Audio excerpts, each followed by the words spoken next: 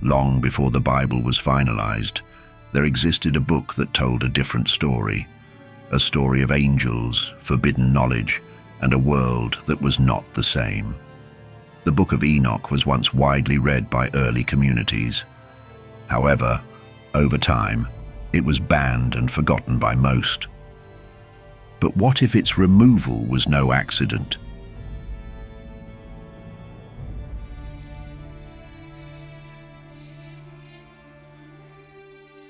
This ancient text speaks of celestial beings cast out of the heavens, of knowledge humanity was never meant to possess, and of a version of human history unlike anything we've been taught.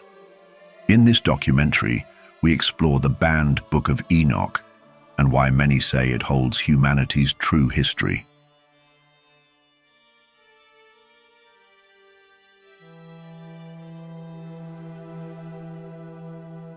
The Book of Enoch is one of the most unusual and debated texts from the ancient world. Though often spoken of as a single book, there are actually 3 different writings that carry this name: First Enoch, Second Enoch, and Third Enoch. Each of these works was written in a different period, in a different region, and reflects a unique religious and historical background.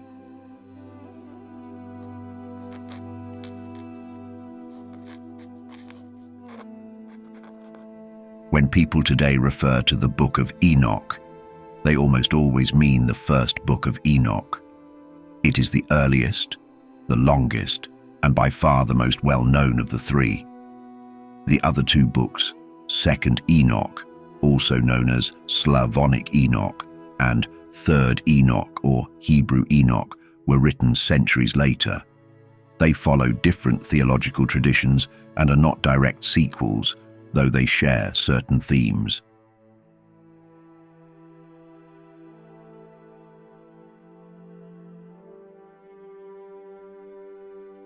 One Enoch is an ancient Jewish religious text. It is written in the voice of the biblical figure Enoch, a man briefly mentioned in the book of Genesis. The work claims to present visions and knowledge revealed to Enoch before the Great Flood, offering insights into divine secrets that were hidden from most of humanity.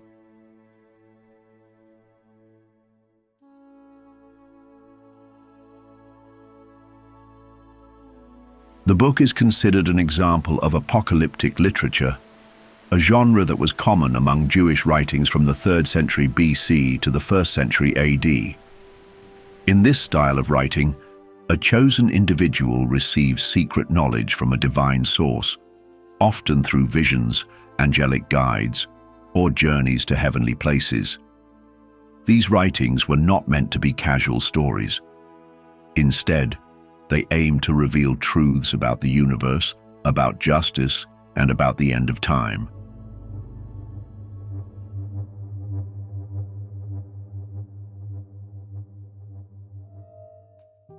While the book presents itself as being written by Enoch himself, modern scholars agree that he was not the true author. In fact, 1 Enoch is what is known as a pseudepigraphal work. This term refers to writings that are falsely attributed to famous historical or religious figures. The word pseudepigrapha comes from the Greek pseudes, meaning false, and epigraphian, meaning to inscribe. In the ancient world, it was not uncommon for unknown writers to use the name of a respected figure to give their work more authority and spiritual weight.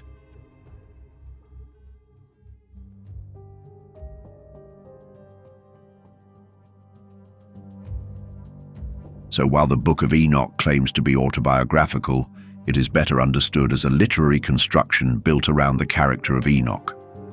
The real author or authors remain unknown. It is likely that several writers contributed to different parts of the text over time, each adding new ideas while keeping the same narrative voice.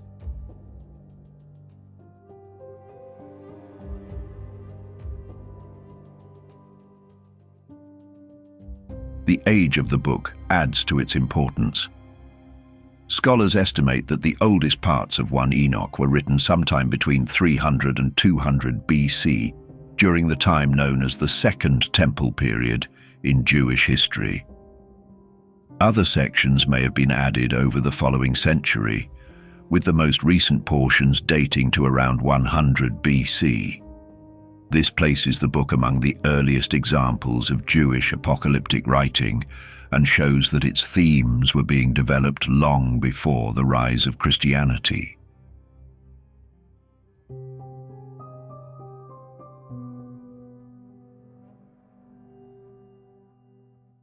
Originally, the text was most likely written in Aramaic or Hebrew, which were the main languages used by Jewish communities at that time.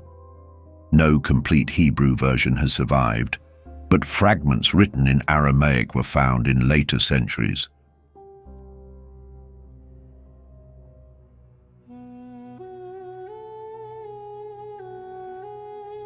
The complete version of 1 Enoch that exists today has survived in Ge'ez, the ancient liturgical language of Ethiopia. For this reason, it is often called the Ethiopic Book of Enoch. It became part of the Ethiopian Orthodox Church's official biblical canon and is still considered sacred scripture by that community. However, in most Jewish and Christian traditions, the book was never included in the official canon and is not recognized as part of the Bible.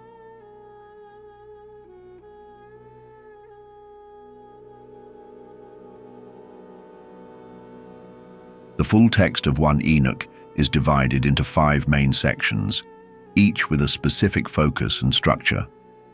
These are the Book of the Watchers, the Book of Parables, the Astronomical Book, the Book of Dream Visions, and the Epistle of Enoch.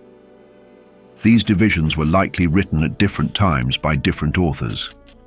Yet together, they form a single narrative that claims to reveal what Enoch saw and learned before the world was changed by the flood.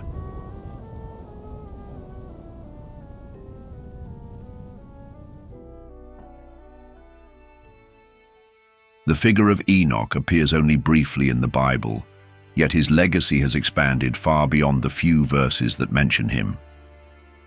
In the book of Genesis, Enoch is listed among the early patriarchs, descendants of Adam, through the line of Seth. He appears in Genesis 5, a chapter that traces the genealogy from Adam to Noah. Most figures in this chapter are described in a straightforward pattern. They lived a certain number of years, had children, and then died. But Enoch's entry breaks this pattern.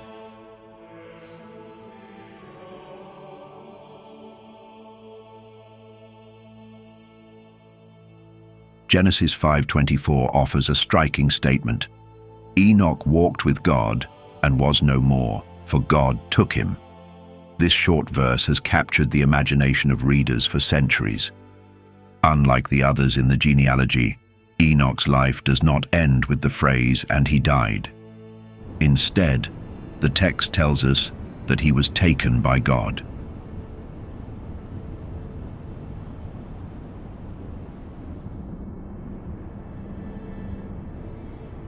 Enoch is also noted for his lifespan. According to Genesis, he lived 365 years. While this is much shorter than the lifespans of other antediluvian patriarchs, the number itself may carry symbolic meaning, as it mirrors the number of days in a solar year. Some later traditions have interpreted this as a sign of Enoch's connection to cosmic order or heavenly knowledge, though such ideas are not stated directly in the biblical text.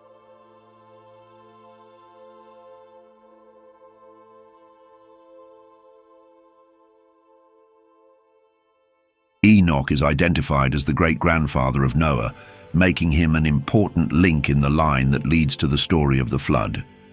His son, Methuselah, is said to have lived 969 years, which is the longest lifespan recorded in the Bible.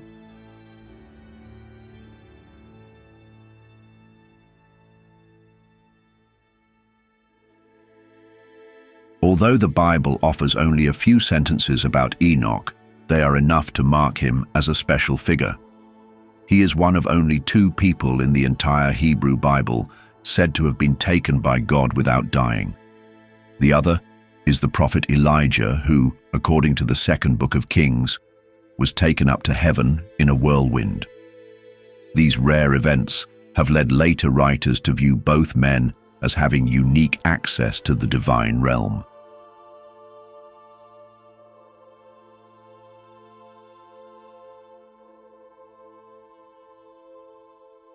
Over time, Enoch's role grew far beyond what the Book of Genesis describes.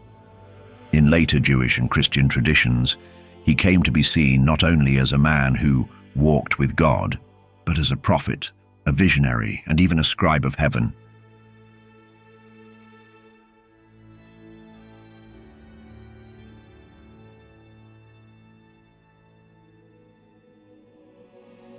In the earliest years of Christianity, this text was cited directly in the New Testament. The Epistle of Jude, a short letter found near the end of the Christian Bible, includes a quotation that refers to Enoch by name. In Jude 1:14-15, the author writes, "Enoch, the seventh from Adam, prophesied about them. See, the Lord is coming with thousands upon thousands of his holy ones to judge everyone." This passage closely mirrors content found in the section of 1 Enoch known as the Book of the Watchers. It is one of the clearest examples of how the early Christian writers were familiar with this text and considered its message significant.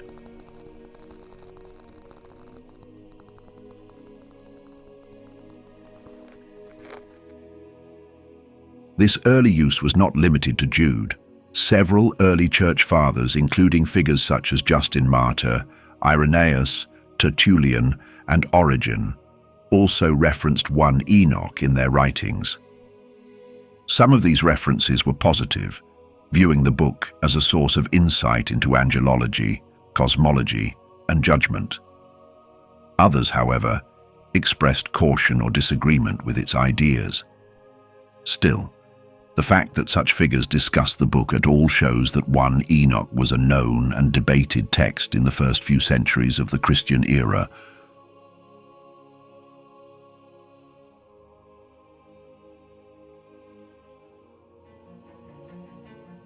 Over time, however, the book's status began to change.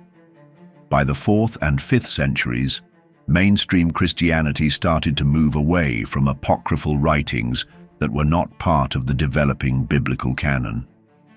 Church leaders and councils worked to define the boundaries of Scripture. Books that were once influential but lacked widespread acceptance across all regions began to disappear from regular use. 1 Enoch was among them. By the time of figures like Cassian and later Byzantine theologians, the book was still mentioned, but rarely read. It had faded from the main intellectual and liturgical life of the Church.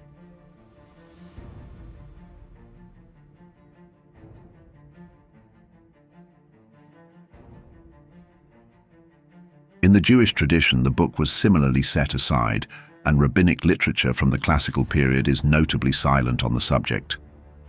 There is some evidence to suggest that this silence may have been deliberate, part of a broader effort to distance Jewish teachings from texts associated with earlier mystical or apocalyptic groups.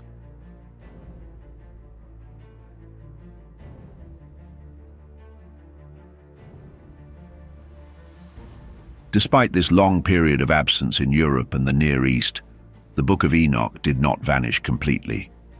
By the 15th century, rumors of the book's survival began to reappear in Europe. Scholars and explorers who had contact with the Ethiopian church reported that a version of the Book of Enoch was still in use there.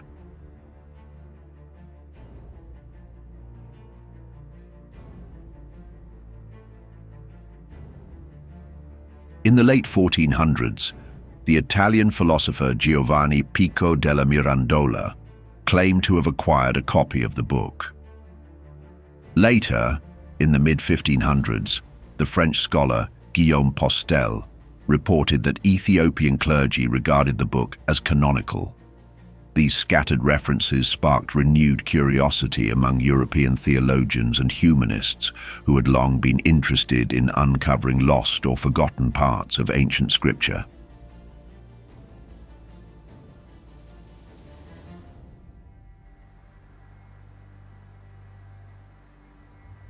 Many have been intrigued by the fact that this ancient text survived only in Ethiopia and often ask why.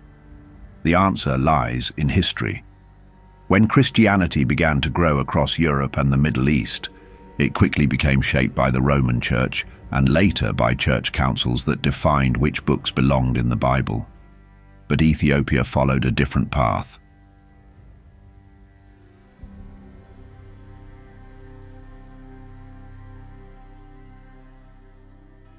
It adopted Christianity early, around the 4th century, but remained isolated from Roman and Byzantine influence. As a result, the Ethiopian church kept older traditions, scriptures, and customs that were later changed or abandoned elsewhere. This allowed it to preserve texts that disappeared in other parts of the world.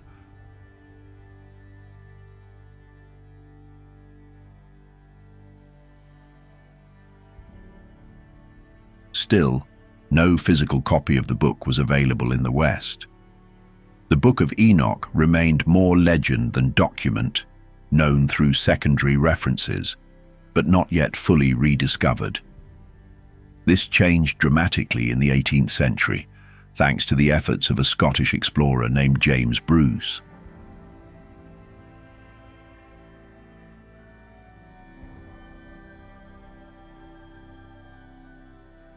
In 1773, after spending several years traveling in Abyssinia, modern-day Ethiopia, James Bruce returned to Europe with 3 complete manuscripts of 1 Enoch written in Ge'ez. One copy was given to the Bodleian Library at Oxford, another to the Royal Library of France, and the third Bruce kept in his personal collection. The significance of this find was enormous. After more than 1,000 years of obscurity, the full text of the Book of Enoch had been recovered.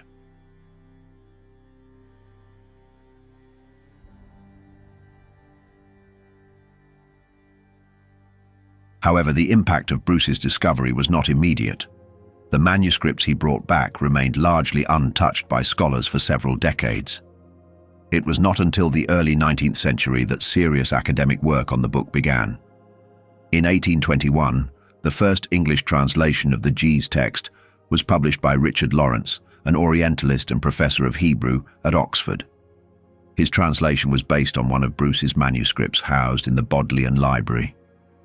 Though later revisions would improve upon his work, Lawrence's translation opened the door for modern study of 1 Enoch and introduced the text to a wider audience in Europe.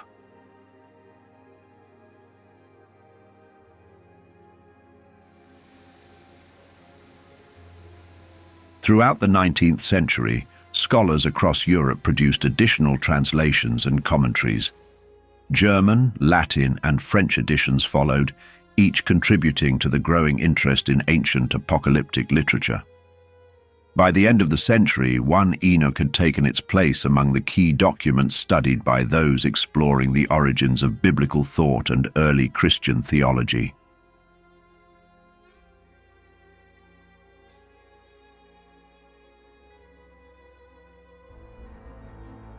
A second major development occurred in the mid-20th century with the discovery of the Dead Sea Scrolls. Between 1948 and 1956, archaeological teams uncovered thousands of ancient manuscripts in caves near Qumran, along the western shore of the Dead Sea. Among these scrolls were 11 Aramaic fragments of 1 Enoch. These were not late copies or Christian-era translations, but early versions of the text dating back to at least the 2nd century BC.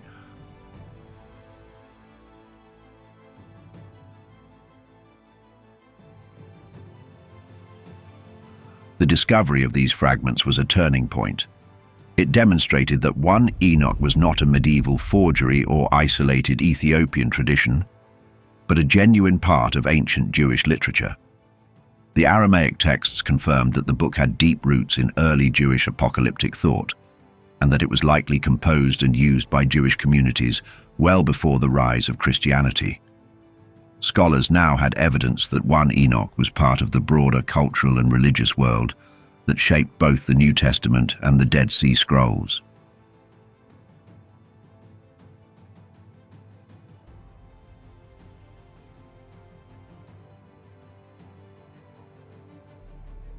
The first section of 1 Enoch, known as the Book of the Watchers, is perhaps the most well-known and widely studied part of the entire work.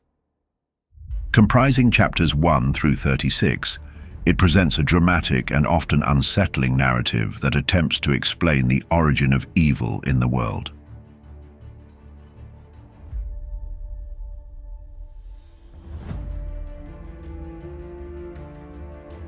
According to this text, a group of 200 angels, called the Watchers, were sent to Earth to observe humanity.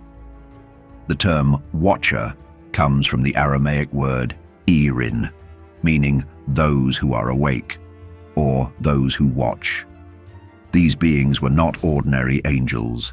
They were appointed to act as guardians and overseers, sent to fulfill a divine mission, to observe the human world, not to interfere with it. But in time, their role began to change.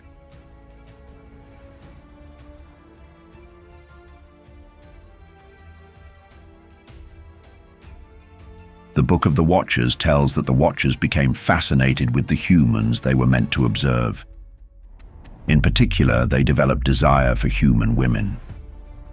Under the leadership of an angel named Samyaza, the Watchers made a collective decision to descend from heaven and take wives for themselves. This act marked the beginning of their rebellion. They bound themselves together by oath and descended upon Mount Hermon, where they began their union with human women. These forbidden relationships led to the birth of a new kind of being, the Nephilim.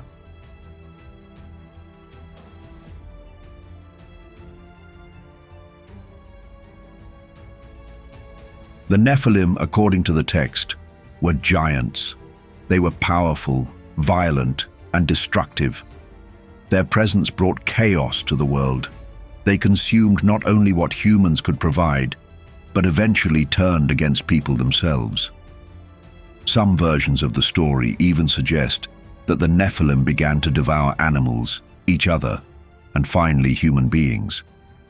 As violence spread, humanity cried out to the heavens, and the cry was heard.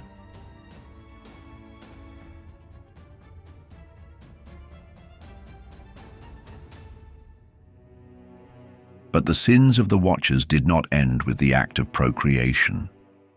According to the Book of Enoch, their rebellion continued in a far more insidious form, through the transfer of knowledge that was never meant for human beings.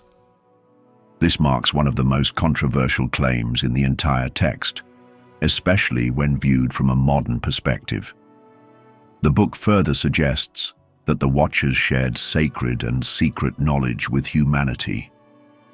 Those were skills and sciences that were considered forbidden because they were either too powerful, too dangerous, or too spiritually corrupting.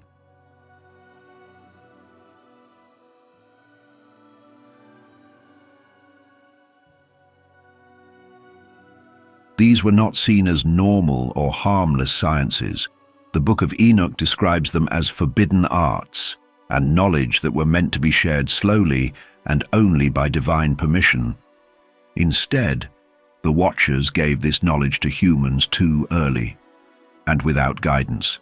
This act, according to the text, damaged the natural growth of human civilization. It caused confusion, pride, and chaos. What looked like wisdom was actually corruption. The line between good and evil, between heaven and earth, became blurred.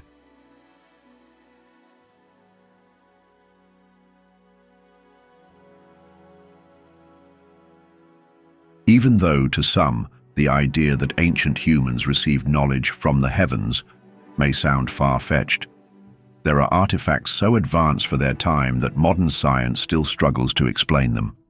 These objects and out-of-place artifacts challenge our assumptions about what ancient civilizations were capable of and raise questions about where their knowledge truly came from.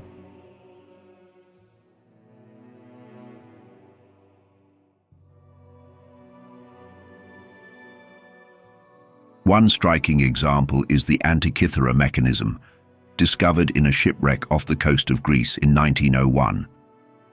At first, it appeared to be nothing more than a corroded chunk of bronze. But decades later, researchers realized it was an incredibly complex device, a form of ancient analog computer.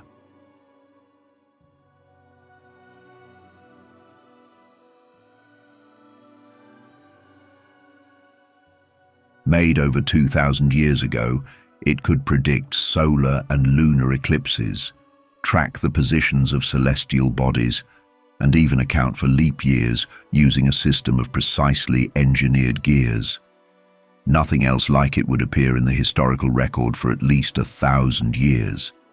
Its astronomical accuracy is so precise that scholars still debate how such technology could have existed in the ancient world.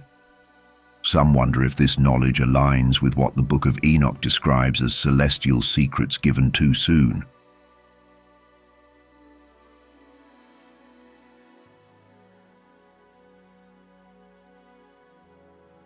Another curious artifact is the so-called Baghdad Battery, a series of clay jars found in Iraq and dated to roughly 200 BC. Each contains a copper cylinder and an iron rod, and when filled with an acidic liquid, the device can produce a small electric charge. While some argue they were used for simple electroplating, no conclusive evidence supports this. The fact that ancient people may have built a working electrical device long before the formal discovery of electricity is at least shocking, as many have pointed out.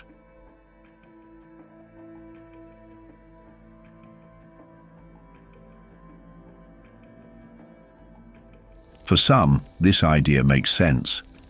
In ancient times, people should not have known much about the stars, planets, or complex calendars.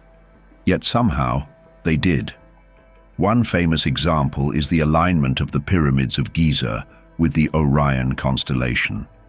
This level of precision, using stars that would have required advanced astronomy, seems impossible for that time. Some researchers ask, where did this knowledge come from? Could it be that ancient people were taught by beings who were not entirely human?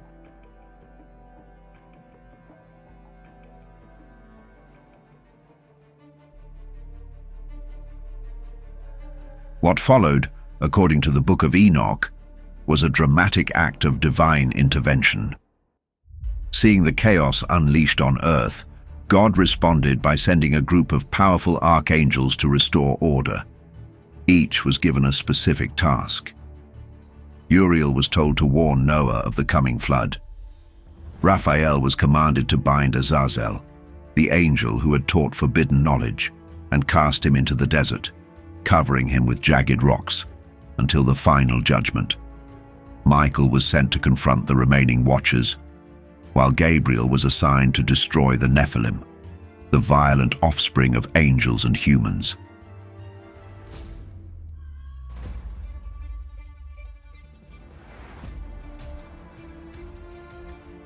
The rebellious angels who had led the descent were imprisoned deep beneath the earth in a place called Tartarus.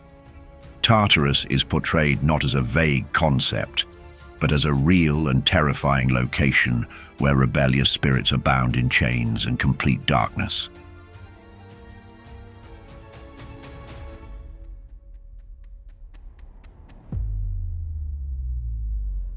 What's especially interesting is that this name, Tartarus, is borrowed directly from Greek mythology.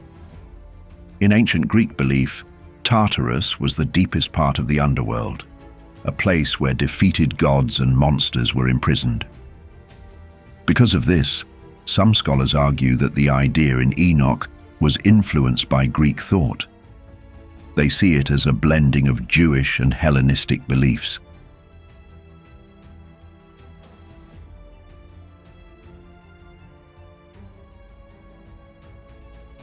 But regardless of its origin, many believe this concept may have contributed to the rejection of the Book of Enoch. In Judeo-Christian theology, hell is often described in abstract terms, a state of separation from God rather than a physical location. Tartarus, however, suggests that even spiritual beings can be judged and physically confined.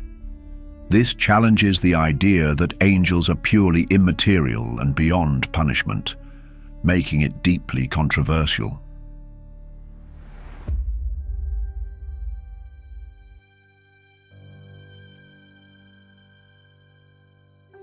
As for the Nephilim, their destruction was absolute. Their corruption and bloodshed had polluted the earth beyond repair. In response, God declared that the world would be cleansed by a great flood, a judgment that strongly parallels the biblical story of Noah.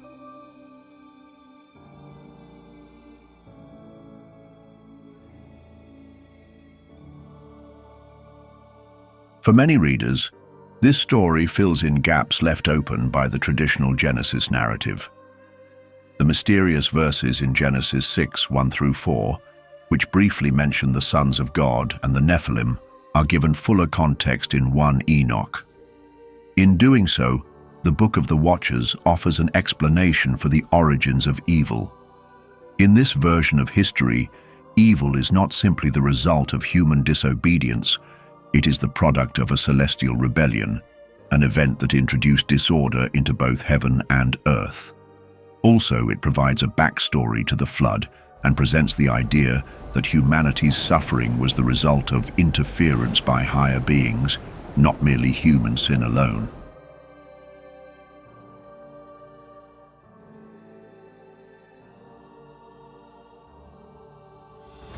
Some scholars have pointed out the theological implications of this text. If taken seriously, it shifts the focus of moral failure away from humans and places it on the actions of heavenly beings. This interpretation may have been too controversial for later religious authorities, which could help explain why the book was not included in the canon.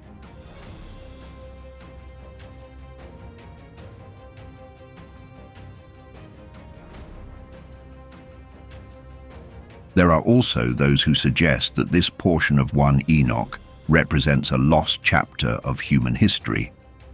To them, the story of the Watchers and their influence on early civilization is not only myth, but a symbolic reflection of a time when humanity experienced a sudden and mysterious rise in knowledge, something that ancient societies often attributed to divine or celestial beings.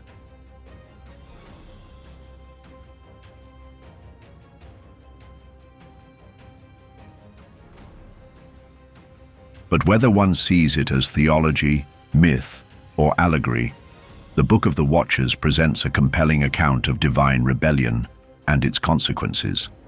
It offers a vision of the world in which heavenly and earthly realms are deeply connected, and in which human destiny is shaped not only by our own choices, but also by the decisions of those who watch from above.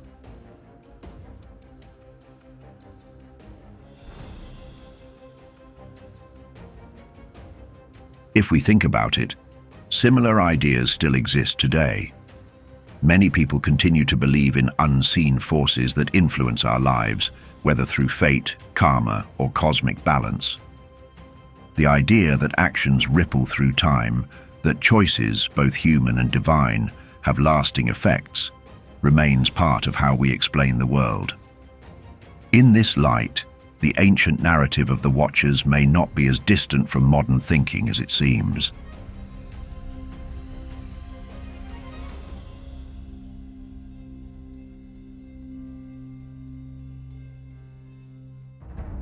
Also, the idea of divine beings descending from the heavens and interacting with humanity is not unique to the Book of Enoch. In fact, similar stories appear in cultures from all over the world, many of them entirely disconnected from one another by time and geography. These ancient myths often speak of gods, celestial beings, or giants who came down to earth and shaped the early course of human history.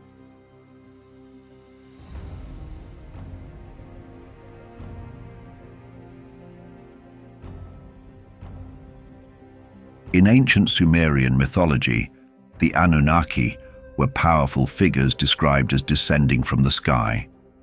Some versions suggest they played a direct role in shaping mankind, or even interbreeding with humans.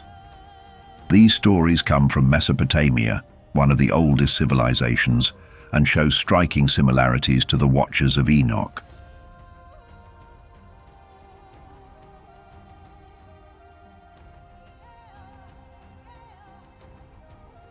Greek mythology also tells of divine human unions. The Titans and Gigantes were beings of immense power, many of them born from the interactions between gods and mortals. Some were said to rebel against the gods and were punished in the underworld, parallels that echo the fate of the fallen watchers.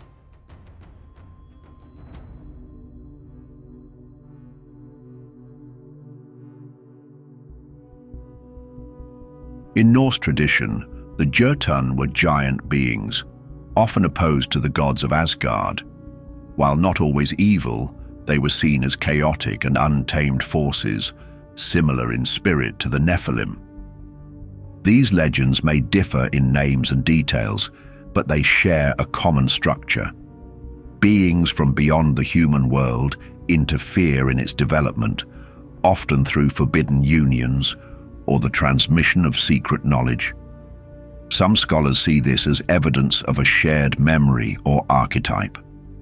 Others believe it strengthens the idea that the Book of Enoch reflects something more than myth, that it records events remembered across cultures under different names.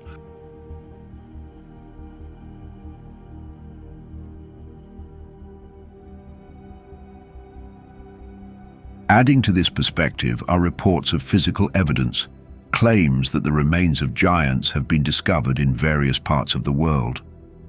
These finds are sometimes dismissed or forgotten, but they continue to raise questions about the possibility that the stories of the Nephilim are grounded in reality.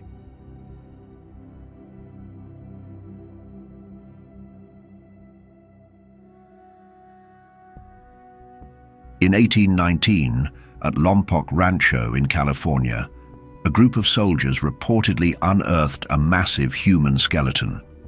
The remains were said to be over 12 feet tall and surrounded by unusual artifacts, carved shells, stone tools, and mysterious symbols.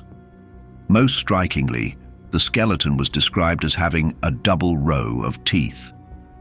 When local tribes began to attach spiritual meaning to the discovery, the remains were quickly reburied under the order of authorities. Though the story is difficult to verify, it has been repeated in multiple sources over the years.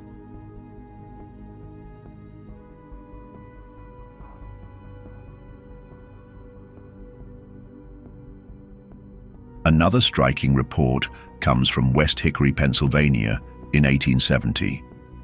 According to the Oil City Times, workers digging in the region, known for oil exploration, allegedly uncovered what they described as the remains of a giant. Beneath layers of earth, they reportedly found a rusted iron helmet and a massive sword measuring over 9 feet in length. But what followed was even more startling: the discovery of a skeleton estimated to be nearly 18 feet tall. The report described the bones as bright white and well preserved, with teeth that were all intact, and unusually, all of them were said to be double. The remains were said to be found 12 feet below a mound, which, if true, could suggest significant antiquity.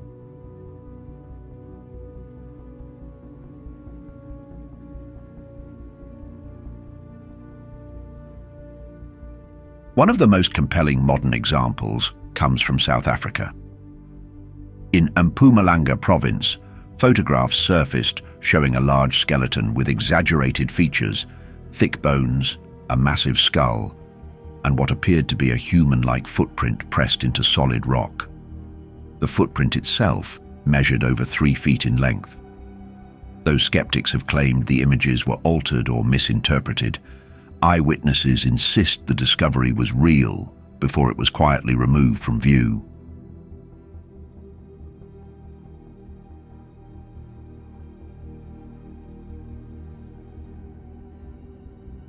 In Peru, a viral video captured what looked like 2 giant figures standing still on a remote mountaintop. By comparing them to the surrounding landscape, observers estimated their height to be at least 12 feet. No one has been able to explain how the figures reached the location or what exactly they were. Some viewers believe they are signs that giants may still exist today, perhaps hidden in remote caves, underground networks, or what some call the inner earth.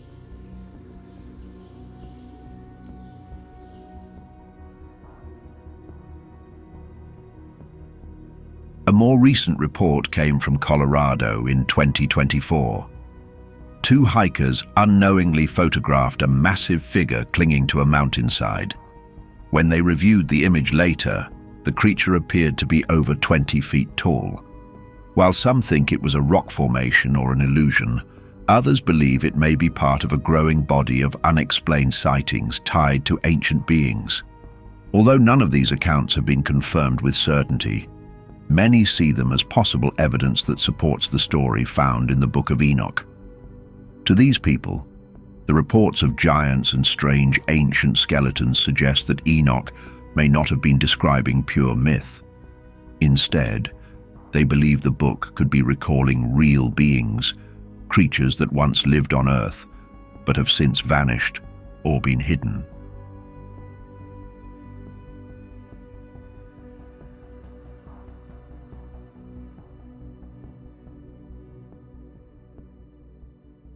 The second major section of 1 Enoch is known as the Book of Parables, spanning chapters 37 to 71. Although the term parables may suggest short moral stories, the content here is different. These are not parables in the sense found in the teachings of Jesus, but rather apocalyptic visions and symbolic revelations about divine judgment.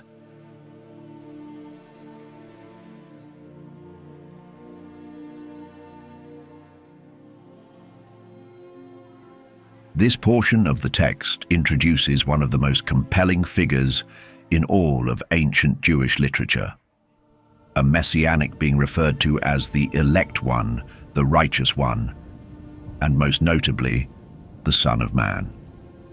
According to the narrative, Enoch receives these visions after being taken into the heavenly realms.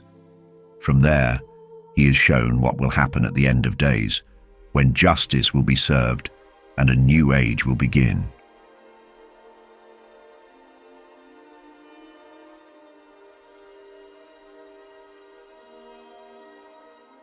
In these parables, the Son of Man is not simply a symbol of humanity.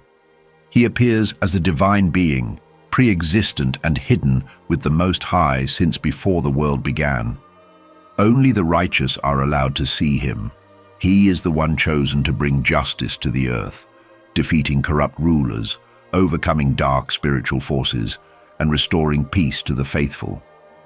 Seated beside the Lord of Spirits, a title used for God throughout the text, he receives honor and worship from all who dwell on the earth.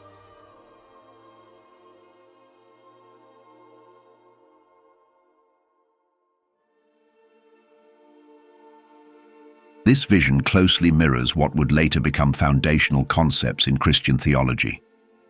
In particular, it draws striking parallels with passages found in the New Testament. In the Gospels, Jesus often refers to himself as the Son of Man. This self-identification puzzled many at the time, but when compared to the language of 1 Enoch, it becomes clearer. The Son of Man in Enoch is both divine and human, pre-existent yet revealed in time, a judge, a savior, and a bringer of wisdom.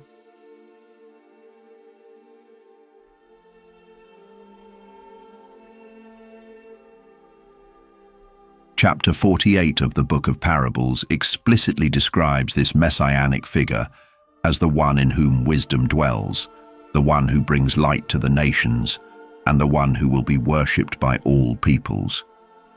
His name is known before the sun and stars were made. He is, in Enoch's vision, the very source of righteousness and hope. These descriptions echo later Christian writings, particularly in the Gospel of John, which speaks of the Word, the Logos, being with God in the beginning, and then coming into the world.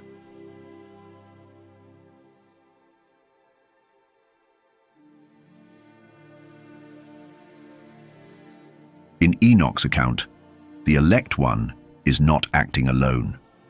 He is surrounded by angelic beings who serve specific roles.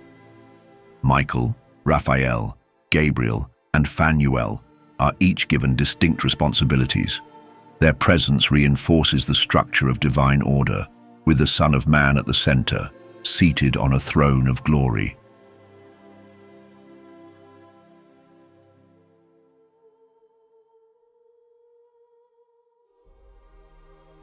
The Book of Parables also speaks of a final judgment. In this vision, the Son of Man presides over the courtroom of heaven. Books are opened, the deeds of all people are revealed, and judgment is rendered. The wicked, along with rebellious spiritual forces, are cast down. The righteous, however, are lifted up and given eternal life in peace and light. This judgment affects not only humanity, but also the heavens and the earth, signaling a full renewal of creation.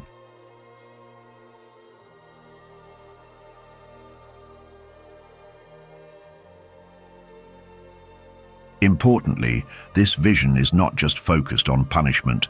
The Son of Man also offers a period of repentance before judgment comes. There is still time, Enoch is told, for even the worst of sinners to turn back. But once the final day arrives, the time for mercy ends. These themes have raised significant questions for scholars and theologians. Why does a pre-Christian Jewish text so clearly describe a figure so similar to the Christian Messiah? Was Enoch seeing something that would later be fulfilled in Jesus of Nazareth? And if so, why is this book so explicit in its messianic vision, not included in the Jewish or Christian biblical canon?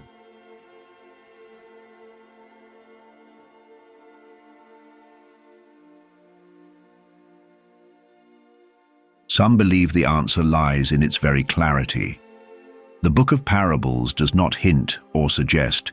It declares that a divine Son of Man will appear, bring judgment, and rule in glory. It speaks of worship, resurrection, and cosmic renewal in ways that later Christian writings would develop more fully. For early followers of Jesus, these words would have confirmed their belief in his divine mission.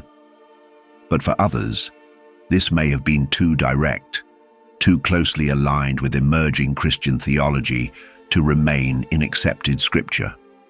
This has led some to suggest that the Book of Parables was removed, or perhaps never accepted, because it aligned too closely with Christian claims about Christ.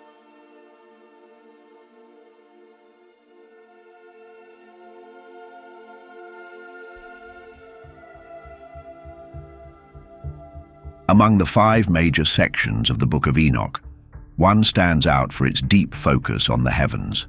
Known as the astronomical book, or the Book of Heavenly Luminaries, this part of the text describes the movement of the sun, the moon, and the stars, and reveals something remarkable about the people who wrote it.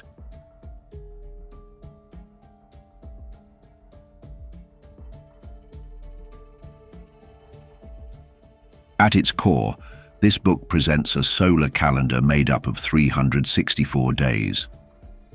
The year is divided into 4 equal seasons, each with 91 days. Every season includes 3 months of 30 days, followed by an extra day to maintain balance. This created a perfect cycle, 52 weeks in a year, each week beginning on a Wednesday, the same day according to Genesis, when God created the lights in the sky.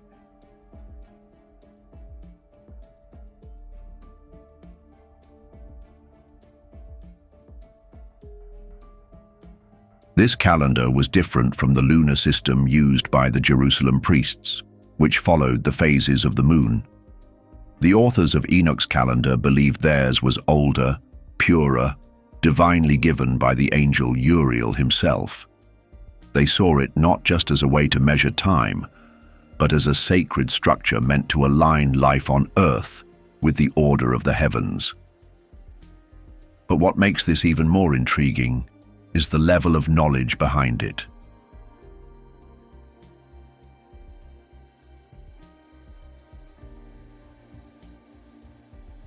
The astronomical book describes how the sun travels through heavenly gates along the horizon, imaginary openings where it rises and sets throughout the year. It speaks of shifts in day length, the moon's phases, and changes in the sky with surprising accuracy for such an ancient text. But how did people over 2,000 years ago know so much about the skies? According to this text, their understanding came from the heavens themselves.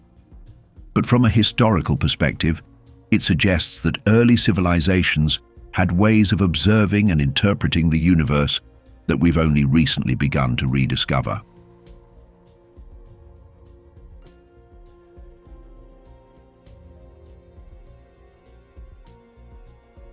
One of the central ideas in the astronomical book is that humans are not separate from the cosmos. We are part of it. Just like the sun, moon, and stars follow patterns, so do we.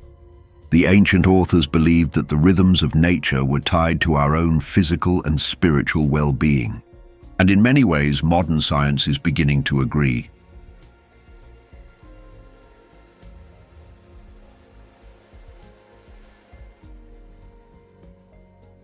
Take, for example, circadian rhythms, the internal clocks in our bodies that follow a 24-hour cycle. These rhythms regulate our sleep, our hormones, and even our body temperature. The pineal gland, buried deep in our brain, activates in response to darkness. It releases melatonin, telling us when to sleep. This process is driven not by human invention, but by the rising and setting of the sun, exactly the kind of connection between life and light described in the Book of Enoch. Thousands of years ago, the writers of Enoch may not have known the word melatonin, but they understood that time was sacred, and that to live well meant living in harmony with the stars above.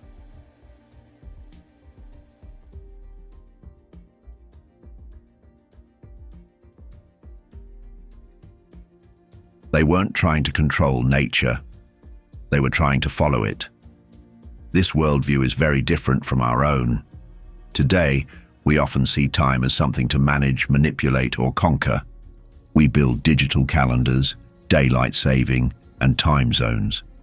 But the people behind the astronomical book believed time was a gift, meant to guide us.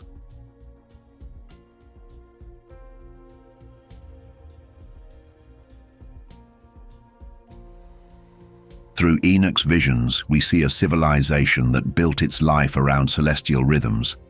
They woke, planted, harvested, and celebrated according to the stars. This perspective also explains their rejection of astrology. In the astronomical book, Astrology, the attempt to predict human destiny from the stars is considered dangerous. It is described as one of the forbidden teachings given by the fallen angels. While the stars had meaning, their purpose was to teach reverence, not to give humans power over fate.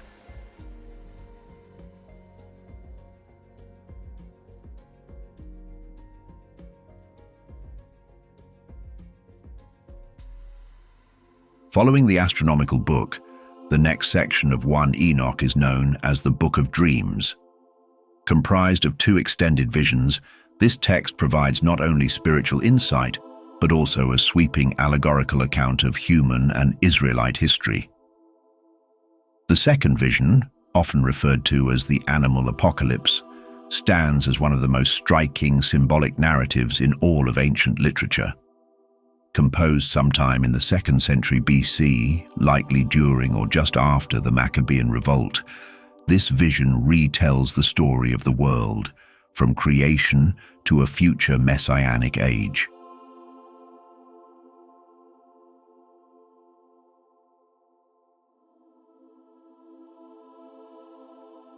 The narrative opens with a simple but powerful image, a white bull representing Adam, the first man.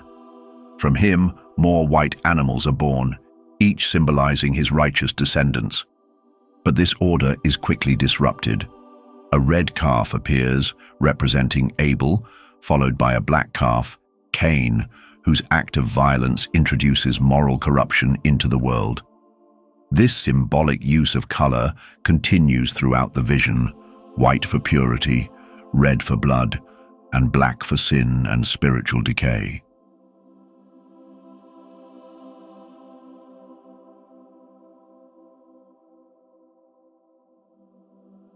As the vision progresses, entire human generations and biblical events are rendered into animal form. Sheep come to represent the faithful of Israel. Rams are appointed as their leaders, while wolves, lions, and bears symbolize foreign empires and invading armies. Angels are portrayed as humans overseeing the flocks, while the fallen ones, those who transgress their divine roles, appear as monstrous beasts devouring the sheep.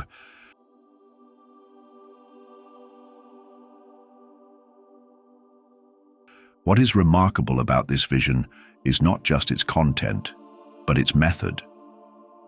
By telling the story of humanity through the lens of animals, the author or redactor of the Book of Dreams manages to universalize the narrative.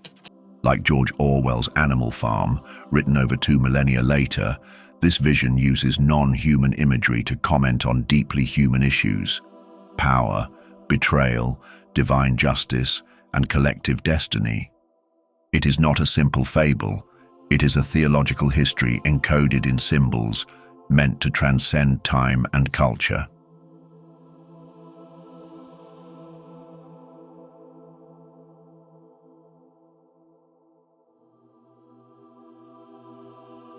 The animal apocalypse does not merely echo known history, it reframes it.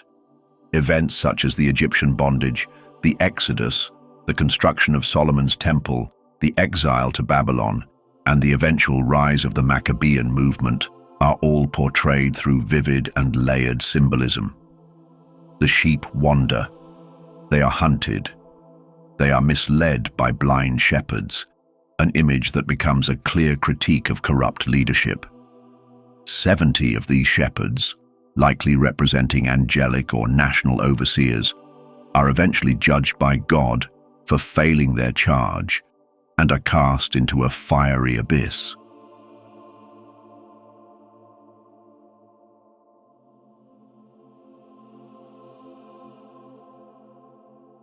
Toward the end of the vision, a new white bull is born. Many interpret this as a reference to a messianic figure, a leader both feared and revered by all the creatures of the earth. The vision climaxes in the transformation of all the animals. They become white bulls once again, pure and restored, symbolizing a world renewed. This new era is one of justice and peace, where divine order is finally restored.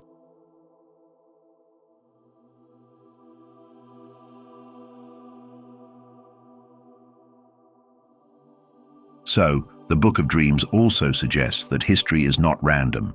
It is guided, judged, and ultimately redeemed. Humanity's suffering and corruption are the result of cosmic disruption and divine beings. This further challenges modern assumptions about the origins of life and civilization. Evolutionary theory explains biological development. The Big Bang theory describes the emergence of physical time and matter. But for many, these frameworks do not fully answer deeper questions.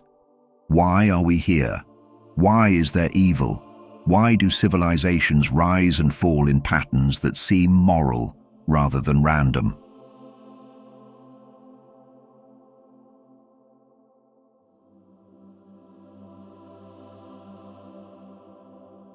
The Book of Dreams offers one ancient answer. It suggests that human history is not just a sequence of events, but a moral drama written in the heavens. In this story, time has meaning, symbols matter, and divine oversight never entirely disappears. Even when the sheep are scattered and their shepherds fail, the Lord of the sheep watches, remembers, and prepares a restoration.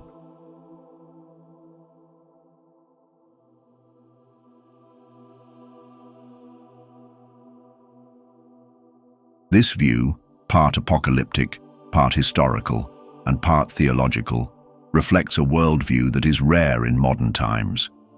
It is a world where cosmic and earthly events mirror one another, where allegory is not just literature, but truth.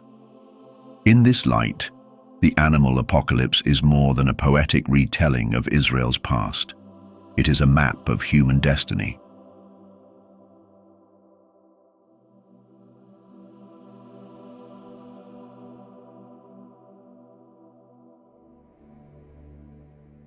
The final section of the Book of Enoch is called the Epistle of Enoch.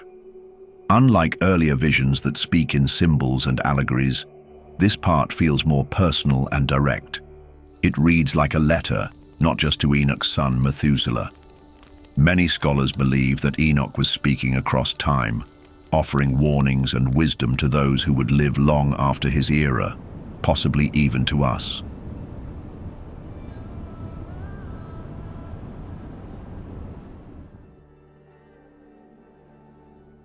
This section includes teachings on good and evil, justice and punishment, and the final destiny of the world. It describes the path of righteousness as one filled with light, while the path of sin leads to darkness. Enoch makes it clear that these two paths are not just personal choices, they shape the world itself. He urges his son and others to live with honesty, compassion, and humility.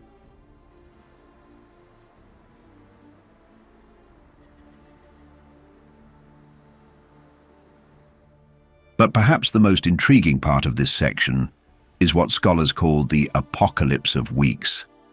In this part, Enoch divides human history into 10 symbolic weeks, not literal 7-day weeks, but periods of time or eras. The first 7 weeks describe events that were already in the past when the book was written. They cover key moments in sacred history, the age of righteousness, the days of Noah, the time of Abraham, and the giving of the law to Moses.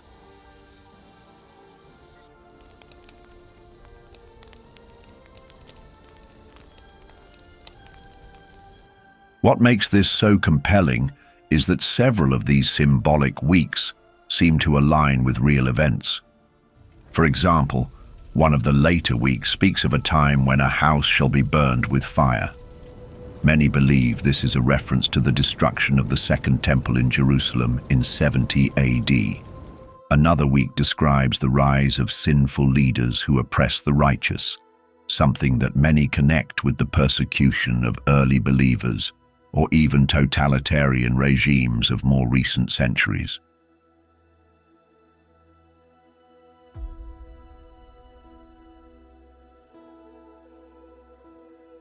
But the 10th and final week is different. It hasn't fully happened yet, at least not according to many interpretations. This week includes a series of powerful events: the exposure of corrupt systems, the fall of wicked rulers, the coming of final judgment, and the creation of a renewed earth where justice will reign. In the 7th part of this final week, Enoch says that a new heaven shall appear, and that there will be weeks without number and a time of eternal peace. If this vision is accurate, then we are now living in the shadow of that final week. And if so, the future could bring both great turmoil and great hope.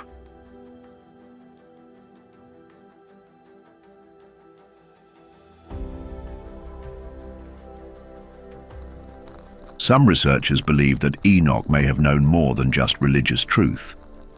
They argue that the accuracy of some predictions hints at something deeper, possibly knowledge passed down from even earlier times. There's a theory that long before recorded history, advanced civilizations existed. Many believe these civilizations were wiped out in great disasters, leaving only traces behind. Could Enoch have been one of the last voices carrying their memory?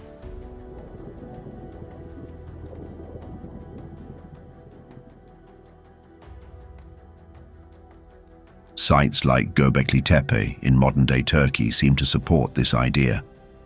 Built around 9,600 BC, long before the invention of writing or the wheel, this ancient site shows signs of advanced planning and complex spiritual life. Another example is the mysterious underwater ruins near Yonaguni, Japan. Some researchers believe these may be remnants of lost cities. These discoveries challenge the idea that history only began with ancient Egypt or Mesopotamia. What if there were people, perhaps thousands of years earlier, who understood the stars, built great monuments, and watched the skies for signs, just like Enoch did?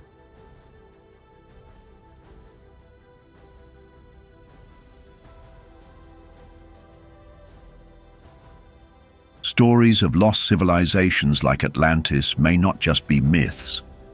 According to the Greek philosopher Plato, Atlantis was a powerful and advanced culture that fell into ruin due to pride and greed. Many now believe this may be a warning wrapped in allegory, a mirror of what could happen to us. Just as Atlantis vanished, what if Enoch's message is a final warning from a world already destroyed once?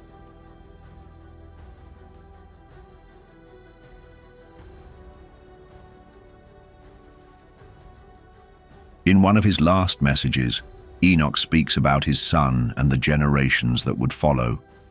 He writes about a time when evil would rise, but also when truth would shine again. He talks of a future in which those who suffer for doing what is right will finally be rewarded. If this is true, then the Book of Enoch is not just ancient scripture or lost mythology. It might be a map of time itself, a map that shows where we came from and where we might be headed.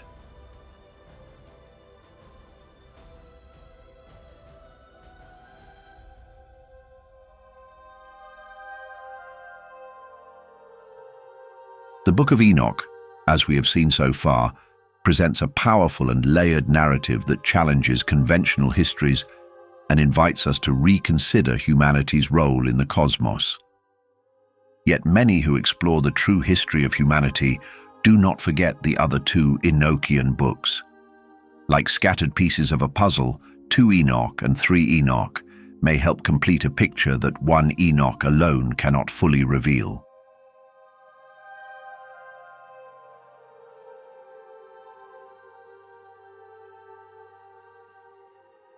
Two Enoch, sometimes referred to as the Book of the Secrets of Enoch, survives only in Old Church Slavonic manuscripts, suggesting it was likely preserved within Eastern Christian traditions. However, linguistic studies indicate that it may have originally been written in Greek, and perhaps even earlier in Hebrew or Aramaic. This places its origins in a complex historical space, possibly in the Jewish communities of Egypt or the wider Hellenistic world, sometime between the 1st century BC and the 1st century AD.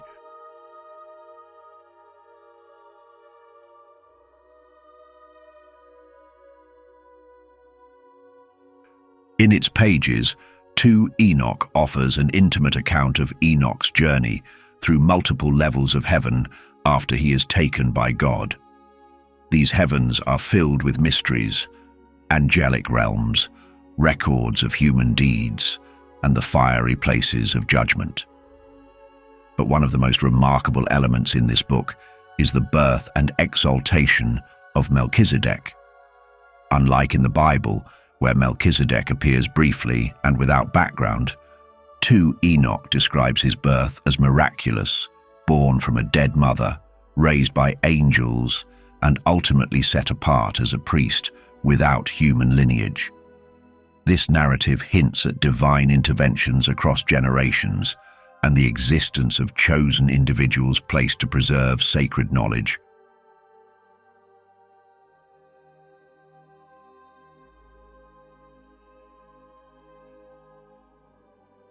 What 2 Enoch seems to suggest is that Enoch was not simply removed from the world as a footnote in Genesis.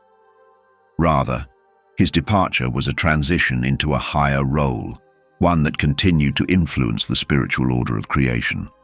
In this way, the book fills in a narrative gap between the fall of humanity and its prophesied restoration.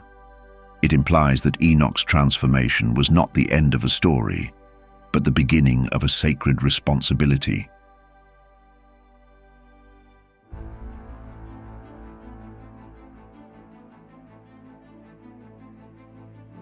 Centuries later, another text would emerge, adding yet another layer to the mystery. 3 Enoch, written in Hebrew during the early medieval period, is a product of post-temple Jewish mysticism. Deeply connected to the esoteric tradition known as Merkaba mysticism, this book explores divine chariots, heavenly palaces, and the complex ranks of angelic beings. Here, Enoch reappears, but as the archangel Metatron. In this elevated form, Enoch is portrayed as the highest of the angels, second only to God. He is given a throne, a new name, and access to the inner workings of heaven itself.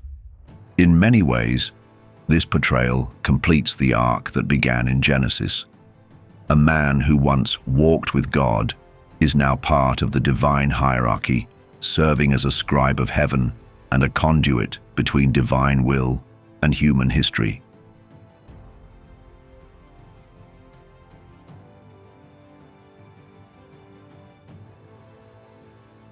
What makes 3 Enoch especially fascinating is how it reflects a worldview that sees the material and spiritual worlds as deeply intertwined. The authors of this text, and those who preserved it, did not see Enoch's transformation as a profound truth about the destiny of humanity.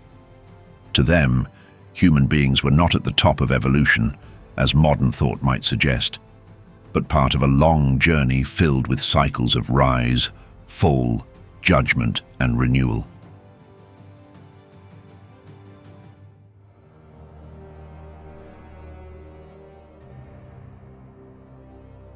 These books also reflect a mindset that was far more attuned to cosmic realities than we tend to be today. Ancient civilizations believed that time itself moved in repeating patterns. Many believed history was not a straight line, but a spiral, a series of ages that began, declined, and ended, only to start again. Within that cycle, the fall of civilizations, perhaps even entire epochs like Atlantis, served as warnings to those who followed.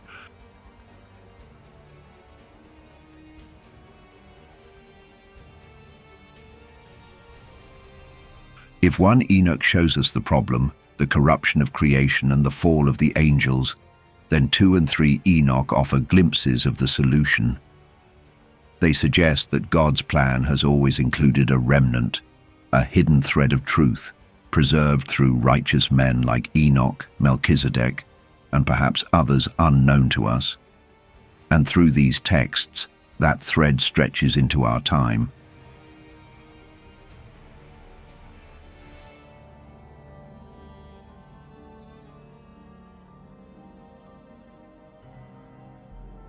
But when was the Book of Enoch removed from the Bible? And most importantly, why? To answer this, we need to look at the slow and complex process by which religious authorities decided which books were official scripture and which were not. This didn't happen overnight. It took centuries.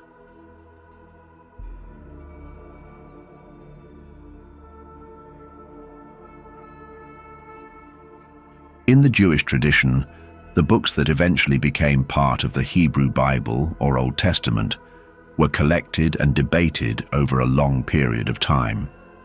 By the 1st century AD, most Jewish communities had agreed on a core set of sacred texts. But the Book of Enoch was not one of them. Even though it was widely read and respected by some groups, especially those living near the Dead Sea, it was left out. One possible reason is that it wasn't written in Hebrew like many other sacred texts, but likely in Aramaic. Another reason is that its author, Enoch, lived before the time of Moses, which made it harder to fit into the legal and prophetic framework that the Jewish canon was built on.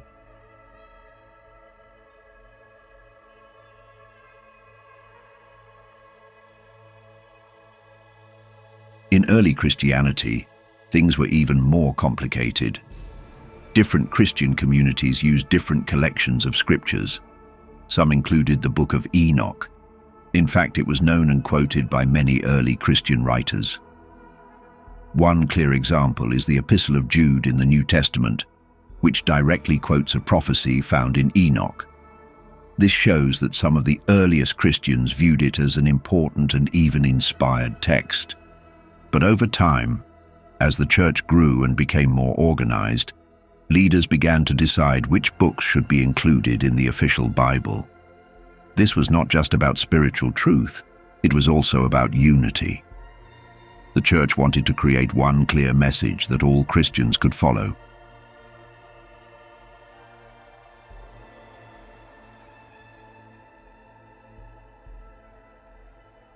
This process came to a turning point in the 4th and 5th centuries. Church councils were held to finalize the biblical canon. The Council of Laodicea, around 363 AD, was one of the first to list which books were approved for public reading. Later, the Councils of Hippo in 393 AD and Carthage in 397 AD confirmed similar lists.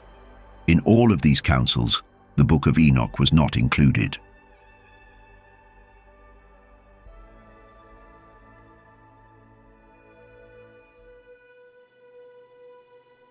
After this, the book began to disappear from mainstream Christianity. It was no longer read in churches. It was not copied by scribes. Eventually, in Europe and the Middle East, it faded into obscurity. For over 1,000 years, it was almost completely forgotten, mentioned only in passing by scholars and theologians who no longer had access to the full text. But for most of the world, its absence for so long only reinforced the idea that it was never truly meant to be part of the Bible. So why was it forbidden?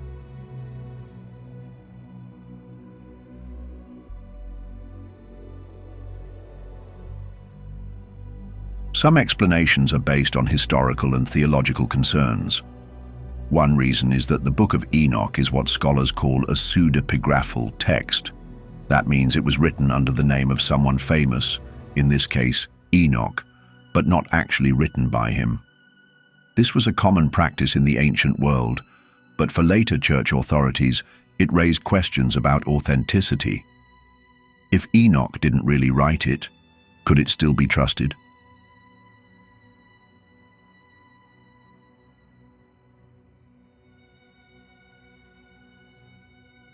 Another reason is the book's content. 1 Enoch is filled with visions, angels, and apocalyptic warnings. It describes the fall of heavenly beings, the corruption of humanity, and the coming of a final judgment. These themes were very different from the more structured theology that was forming in the early church. Some leaders may have seen the book as too mystical or too speculative. It didn't fit the new, clearer message of salvation and doctrine they were trying to build.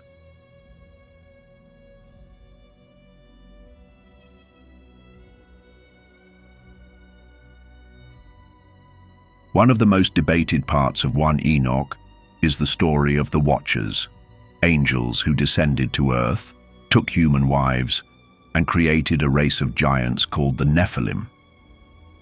This idea comes from a mysterious few verses in Genesis, but Enoch expands on it in great detail.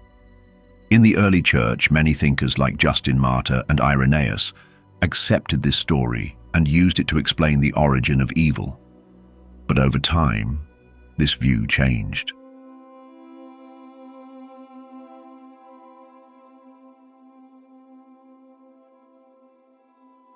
By the 5th century, powerful theologians like Augustine of Hippo began to argue that angels could not have physical bodies and therefore could not have children with humans. He proposed a different interpretation, that the sons of God in Genesis were actually humans from the righteous line of Seth. This new reading became the dominant view in Christianity. As a result, the story told in Enoch was now seen as incorrect or even dangerous. Beyond these theological reasons, there is another idea.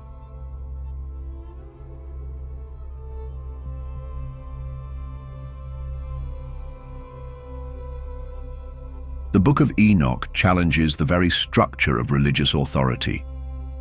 In its pages, Enoch is not a priest, not a prophet from Israel, and not someone who follows temple rituals. He is an outsider and an antediluvian man who walks with God, receives visions, and is taken into heaven without dying. He speaks with angels, sees the secrets of the universe, and returns to warn humanity. In later traditions, He even becomes the angel Metatron, second only to God. For some, this was too much. If Enoch could access divine knowledge without being part of any institution, what did that mean for priests, temples, or church councils? The book offered a direct connection between heaven and earth, one that bypassed organized religion entirely. There's also a theory that the Book of Enoch wasn't removed because it was false, but because it was too close to something true.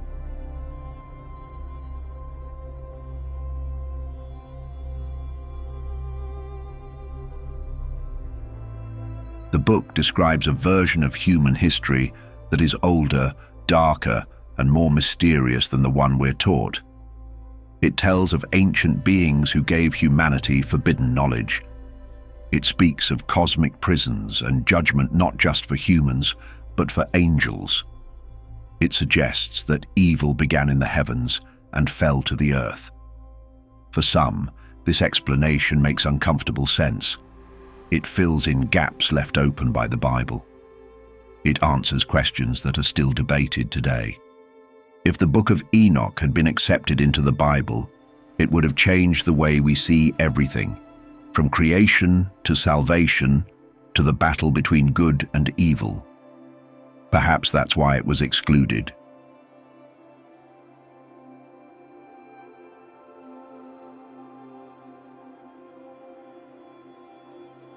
Even today, the Book of Enoch remains one of the most mysterious texts ever written. Dismissed, forgotten, and rediscovered, it speaks of a world far older and stranger than we are taught to imagine. To some, it is a myth. To others, it is a blueprint for the future. Whatever it may be, most historians agree that the Book of Enoch is a key to understanding the origins of religion, and a truth that was never lost, only hidden. If this truth resonates with you and sparks questions or theories of your own, share them in the comments. And if you believe more people should discover the secrets of the Book of Enoch, like the video and help spread the word. To go even deeper and experience the complete story, watch the full Book of Enoch movie next. Keep your minds open, and until we meet again.